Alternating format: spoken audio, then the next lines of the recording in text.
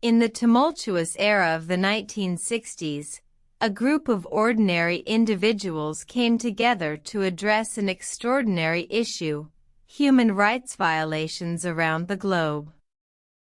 Peter Benenson, a British lawyer, was moved to action by a newspaper article he read about the plight of prisoners in Portugal, who were being persecuted for raising their voices against their rulers.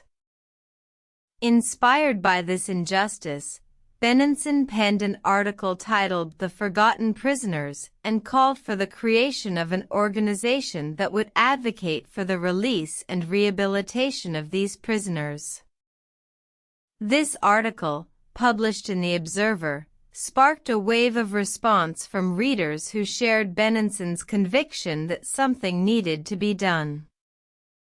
Among these respondents was a group of London-based lawyers and journalists, who rallied around Benenson's vision and decided to form the movement for the release of the prisoners of conscience. This group, later renamed Amnesty International, sought to bring attention to human rights abuses worldwide, with a particular focus on political prisoners.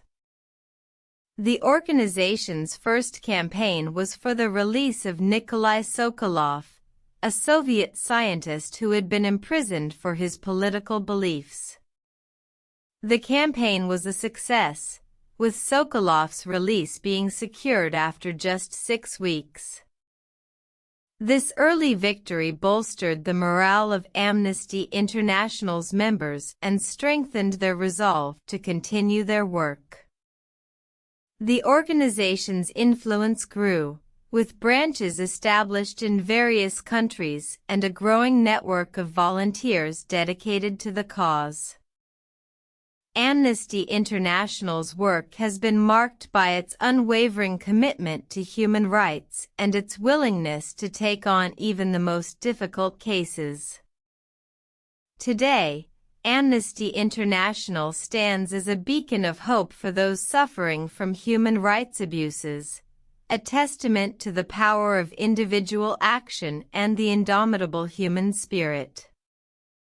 As Peter Benenson once said, "The more you do and the more active you are, the more joy you will find in life."